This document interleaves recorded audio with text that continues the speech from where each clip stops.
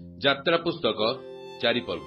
ଏଥିରେ ମୋଶା ଉତ୍ତର କଲେ, ଦେଖନ୍ତୁ, ସେମାନେ ମୋତେ ପ୍ରତ୍ୟୟ କରିବେ ନାହିଁ, ମୋ ରବରେ ମନୋଯୋଗ କରିବେ ନାହିଁ।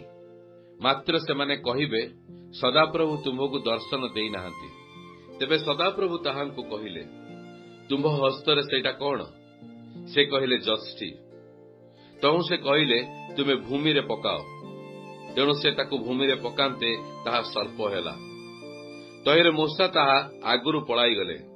ସେତେବେଳେ ସଦାପ୍ରଭୁ ମୋଶାଙ୍କୁ କହିଲେ, ସେମାନଙ୍କ ପୂର୍ବପୁରୁଷ ଗଣର ସଦାପ୍ରଭୁ ପରମେଶ୍ୱର ଅର୍ଥାତ୍ ଅବ୍ରାହମର ପରମେଶ୍ୱର ଓ ଇସାହାକର ପରମେଶ୍ୱର ଓ ଜାକୁବର ପରମେଶ୍ୱର ଯେ ତୁମକୁ ଦର୍ଶନ ଦେଇଅଛନ୍ତି, ଏହା ଯେପରି ସେମାନେ ବିଶ୍ୱାସ କରିବେ।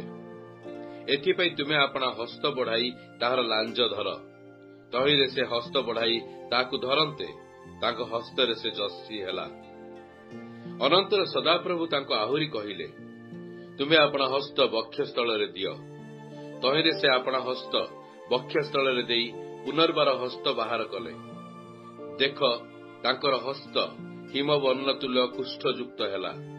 ଏଥିରେ ସେ କହିଲେ, ତୁମେ ପୁନର୍ବାର ଆପଣା ହସ୍ତ ବକ୍ଷସ୍ଥଳରେ ଦିଅ। ସେମାନେ ଯେବେ ତୁମକୁ ପ୍ରତ୍ୟୟ ନ କରିବେ ଓ ତୁମ୍ଭର ସେହି ପ୍ରଥମ ଚିହ୍ନରେ ମନୋଯୋଗ ନ କରିବେ, ତେବେ ଦ୍ୱିତୀୟ ଚିହ୍ନରେ ପ୍ରତ୍ୟୟ କରିବେ। ତହିଁରେ ସେ ପୁନର୍ବାର ଆପଣା ହସ୍ତ ବକ୍ଷସ୍ଥଳରେ ଦେଇ ବାହାର କଲେ। ଦେଖ, ତାହା ପ୍ରକୃତ ମାଂସ ହେଲା। ଏହି ଦୁଇ ଚିହ୍ନରେ ଯେବେ ସେମାନେ ପ୍ରତ୍ୟୟ ନ କରିବେ ଓ ତୁମ୍ଭ ରବରେ ମନୋଯୋଗ ନ କରିବେ, ତେବେ ତୁମେ ନଦୀ ଜଳରୁ କିଛି ନେଇ ଶୁଷ୍କ ଭୂମିରେ ଢାଳ। ତହିଁରେ ତୁମେ ନଦୀରୁ ଯେଉଁ ଜଳ ଆଣିବ, ତାହା ଶୁଷ୍କ ଭୂମିରେ ରକ୍ତ ହେବ। ଅନନ୍ତର ମୋଶା ସଦାପ୍ରଭୁଙ୍କୁ କହିଲେ, ହେ ପ୍ରଭୁ, ଏ ସମୟ ପୂର୍ବରେ ଅବା ଆପଣ ନିଜ ଦାସ ସହିତ ଆଳାପ କଲା ଉତ୍ତାରେ ମୁଁ ବାକ୍ୟପତି ନୁହେଁ, ମାତ୍ର ମୁଁ ବାକ୍ୟରେ ଧୀର ଓ ଜଡ଼ଜିହ୍ୱ ଅଟେ। ତହିଁରେ ସଦାପ୍ରଭୁ କହିଲେ, ମନୁଷ୍ୟର ମୁଖ କିଏ ନିର୍ମାଣ କରିଅଛନ୍ତି?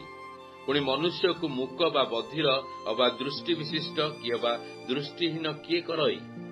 ଆମ୍ଭେ ସଦାପ୍ରଭୁ କି ତାହା ନ କରୁ? ଏଣୁ ଏବେ ଯାଅ, ଆମ୍ଭେ ତୁମ ମୁଖର ସହବର୍ତ୍ତୀ ହୋଇ ବକ୍ତବ୍ୟ କଥା ତୁମକୁ ଶିଖାଇବା। ତହିଁରେ ସେ କହିଲେ, ହେ ପ୍ରଭୁ, ମୁଁ ବିନୟ କରୁଅଛି, ଯାହାଦ୍ୱାରା ପଠାଇବାର ହୁଏ ତାହାଦ୍ୱାରା ପଠାନ୍ତୁ। ତହିଁରେ ମୋଶାଙ୍କ ପ୍ରତି ସଦାପ୍ରଭୁଙ୍କ କ୍ରୋଧ ପ୍ରଜ୍ୱଳିତ ହେଲା। ତେଣୁ ସେ କହିଲେ, ଲେବୀୟ ହାରଣ କି ତୁମର ଭାଇ ନୁହେଁ? ଆମ୍ଭେ ଜାଣୁ ସେ ସୁବକ୍ତା। ଆଉ ଦେଖ, ସେ ତୁମ୍ଭ ସଙ୍ଗରେ ସାକ୍ଷାତ କରିବାକୁ ଆସୁଅଛି। ପୁଣି ତୁମ୍ଭକୁ ଦେଖି ହୃଷ୍ଟଚିତ୍ତ ହେବ। ତୁମେ ତାହାକୁ କହିବ ଓ ତାହାର ମୁଖରେ ବାକ୍ୟ ଦେବ। ପୁଣି ଆମ୍ଭେ ତୁମର ମୁଖର ଓ ତାହା ମୁଖର ସହବର୍ତ୍ତୀ ହୋଇ ତୁମ୍ଭମାନଙ୍କୁ କର୍ତ୍ତବ୍ୟ କର୍ମର ଶିକ୍ଷା ଦେବା। ସେ ଲୋକମାନଙ୍କ ନିକଟରେ ତୁମ୍ଭର ପ୍ରତିନିଧି ବକ୍ତା ହେବ। ସେ ତୁମ୍ଭର ମୁଖ ସ୍ୱରୂପ ହେବ ଓ ତୁମ୍ଭେ ତାହାର ପରମେଶ୍ୱର ତୁଲ୍ୟ ହେବ। ଆଉ ତୁମ୍ଭେ ଆପଣା ହସ୍ତରେ ଏହି ଯଷ୍ଟି ଘେନ, ଯେଣୁ ଏହାଦ୍ୱାରା ତୁମ୍ଭେ ଏହି ସମସ୍ତ ଚିହ୍ନ ଦେଖାଇବ। ଅନନ୍ତର ମୋଶା ଆପଣା ଶ୍ୱଶୁର ଜିଥ୍ରୋ ନିକଟକୁ ବାହୁଡ଼ି ଯାଇ କହିଲେ, ମୁଁ ବିନୟ କରୁଅଛି, ମିଶର ସ୍ଥିତ ମୋହର ଭାତୃଗଣ ନିକଟକୁ ଏବେ ଫେରିଯିବା ପାଇଁ ଓ ସେମାନେ ଆଜି ଯାଏ ବଞ୍ଚିଛନ୍ତି କି ନାହିଁ ତାହା ଦେଖିବା ପାଇଁ ମୋତେ ଯିବାକୁ ଦିଅ। ତହିଁରେ ଜିଥ୍ରୋ ମୋଶାଙ୍କୁ କହିଲା, କୁଶଳରେ ଯାଅ। ଆଉ ସଦାପ୍ରଭୁ ମିଦିଆନରେ ମୋଶାଙ୍କୁ କହିଥିଲେ, ତୁମେ ମିଶରକୁ ଫେରିଯାଅ, ଯେହେତୁ ଯେଉଁ ଲୋକମାନେ ତୁମ୍ଭ ପ୍ରାଣ ଅନ୍ୱେଷଣ କରୁଥିଲେ, ସେ ସମସ୍ତେ ମରିଅଛନ୍ତି। ତ ମୋଶା ଆପଣା ଭାର୍ଯ୍ୟା ଓ ପୁତ୍ରଗଣକୁ ଗଧ ଉପରେ ଚଢ଼ାଇ ମିଶର ଦେଶକୁ ଫେରିଗଲେ। ପୁଣି ସେ ଆପଣା ହସ୍ତରେ ପରମେଶ୍ୱରଙ୍କର ସେହି ଯଷ୍ଟି ନେଲେ। ଅନନ୍ତର ସଦାପ୍ରଭୁ ମୋଶାଙ୍କୁ କହିଲେ, ସାବଧାନ, ତୁମେ ମିଶରକୁ ଫେରିଗଲେ ଆମ୍ଭେ ତୁମ ହସ୍ତରେ ଯେ ସବୁ ଆଶ୍ଚର୍ଯ୍ୟ କର୍ମ କରିବାକୁ ଦେଇଅଛୁ, ତାହା ଫାରୋ ସାକ୍ଷାତରେ କରିବ। ମାତ୍ର ଆମ୍ଭେ ତାହାର ମନ କଠିନ କରିବା। ତହିଁରେ ସେ ଲୋକମାନଙ୍କୁ ଛାଡ଼ିଦେବ ନାହିଁ। ପୁଣି ତୁମେ ଫାରୋକୁ କହିବ, ସଦାପ୍ରଭୁ କହନ୍ତି, ଇସ୍ରାଏଲ ଆମ୍ଭର ପୁତ୍ର, ଆମ୍ଭର ଜ୍ୟେଷ୍ଠ ପୁତ୍ର। ଆମ୍ଭେ ତୁମକୁ କହିଅଛୁ, ଆମ୍ଭର ସେବା କରିବା ପାଇଁ ତୁମ୍ଭେ ଆମ୍ଭ ପୁତ୍ରକୁ ଛାଡ଼ିଦିଅ। ମାତ୍ର ତୁମ୍ଭେ ତାହାକୁ ଛାଡ଼ିବାକୁ ନାସ୍ତି କରିଅଛ। ଦେଖ, ଆମ୍ଭେ ତୁମ ପୁତ୍ରକୁ, ତୁମ ଜ୍ୟେଷ୍ଠ ପୁତ୍ରକୁ ବଧ କରିବା। ଅନନ୍ତର ପଥ ମଧ୍ୟରେ ଉତ୍ତରୀୟ ଗୃହରେ ସଦାପ୍ରଭୁ ତାହାକୁ ପାଇ ବଧ କରିବାକୁ ଚେଷ୍ଟା କଲେ।